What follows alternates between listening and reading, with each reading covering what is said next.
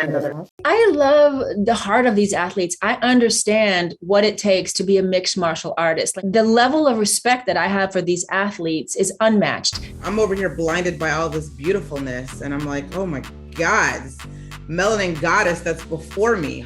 On this episode of Another Act, I sit down with Oscar-winning actor Halle Berry about her love of MMA fighting, directing her first movie, and why she's so obsessed with the young women in rap music. This feels like an untapped market with regard to storytelling. We've seen projects before dealing with female fighter athletes, but never, shall I say, from a mature female fighter who also is a Black woman and a mother. What is it about this world that activated you as a storyteller? I think it's because I love the fight game. I always have. As a small child, I was into boxing, Muhammad Ali, Frazier, Foreman, all the greats. They were really important to me. I loved the sport then. And when MMA came along and got its popularity, I quickly became a fan. So it's a genre that I love and it's a sport that I love. So right away, that's what hooked me. And then originally it wasn't written for someone like me. It was written for a very young white Irish Catholic woman. But I knew that if I could get the opportunity to reimagine it for someone like me, a Black woman, middle-aged, that would be another reason to tell another story in this genre where so many great movies have already been made. Like it wouldn't be worth doing if it wasn't a different, new, fresh perspective on the genre. And I thought I could figure out a way to make it fresh and new and offer something different. What is it about MMA that you love?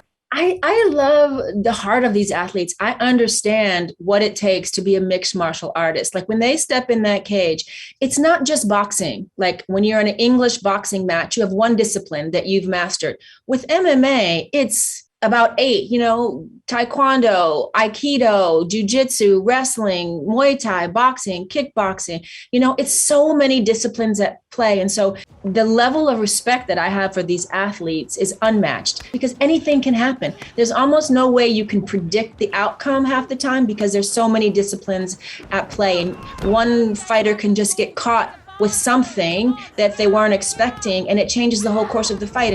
And that just has always been exciting for me. I love that adrenaline rush. I love, not to say that I love people getting injured because I don't, but I love people putting this martial art on display at the highest levels. I think that the thing that I love most about this film is that you directed this film. And I know that at one point you were actively looking for a director for this project before deciding to do it yourself. Why did you decide that this was the right first film for you to become Halle Berry, the director? I think because as I looked for a director and I couldn't find one, I had no choice. And the only reason I couldn't find one is not because I'm trying to say I'm the only one that could have done it. I mean, I'm not at all. But because the story wasn't on the page yet, I had reimagined it, but it was only in my mind. And I only pitched it to the producer, in order to get the job as the actor. So I had to go out and talk to directors and just sort of pitch them what was in my mind. And I wanted it to be a female on top of that. So the issue I faced was that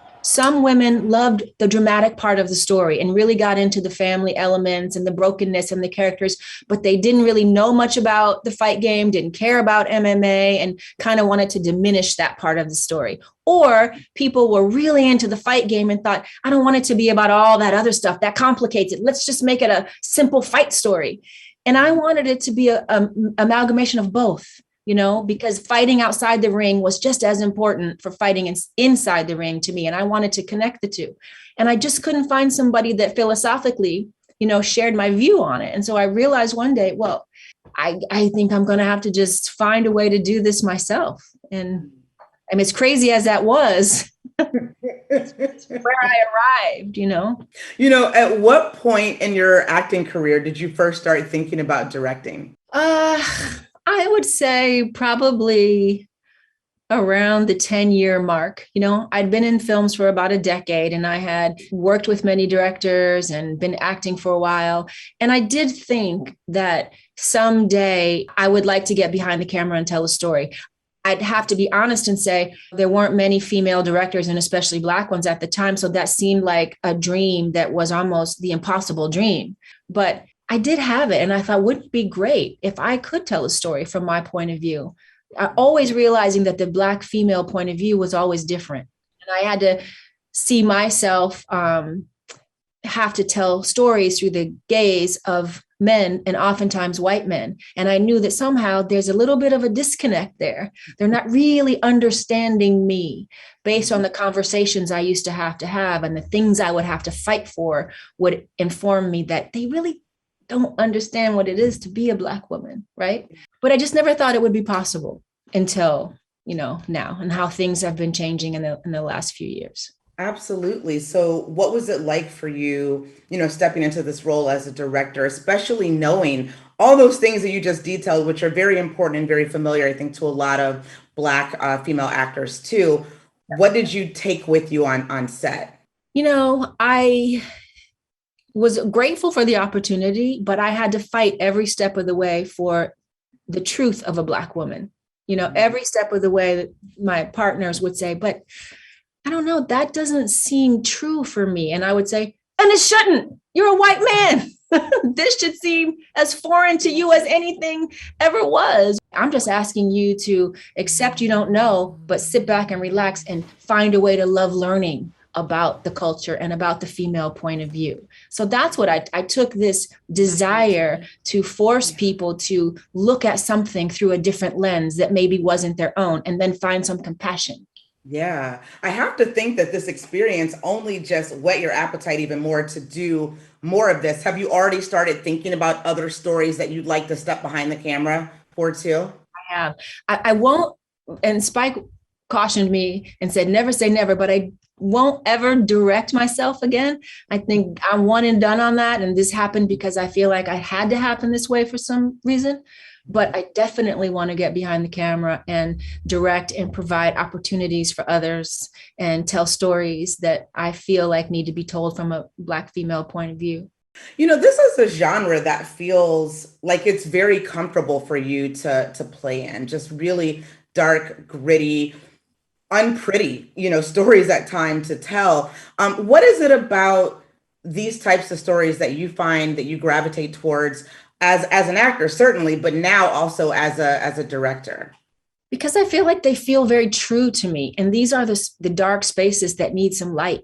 And I think that these are the kinds of experiences that really do connect us one to another. We're all struggling. We're all fighting. We all have made mistakes. We're all wanting forgiveness, looking for redemption, trying to heal our trauma from our childhood. Nobody grew up with a perfect childhood. There was some stuff spilled on you that you spend your adult life trying to, get rid of. And so I am ignited by the real, true human experience. And these dark, fractured characters just feel authentic to me and feel like something I fundamentally understand and have great joy, bringing to the screen. Where did you build this character from? Because I don't think that we have ever seen her in film before. She feels very new, but also, to your point, I think very familiar, whether it's us or a family member or someone that we know on some level. Well, I think, as women, we are taught to believe that if we have children, we should never abandon that child. We should never say, oh gosh, I think I made a mistake. Men throughout history can leave a family and, well, that's what men do, but women aren't allowed to be broken or fractured enough that seems like a choice that they would make. And when we do that, we are so harshly judged for making that choice. So when I was crafting this character, knowing that that's sort of the crux of what this is what started this whole journey, that this character left this child, I got very invested in trying to show why a woman would do that, not just sit in judgment of a woman doing that and making that choice, which apparently is against our nature, but why would one do that? And when you understand why somebody does the unthinkable or something that you consider heinous or terrible, I think you can have compassion. Before I let you go, I saw your interview with Kimmel where you talked about the criticism from Catwoman all those years ago and how it stays with you. But we have to also acknowledge how this younger generation has really embraced that character and pouring love into your work for that role. What does that communicate to you? It means that it wasn't all that bad.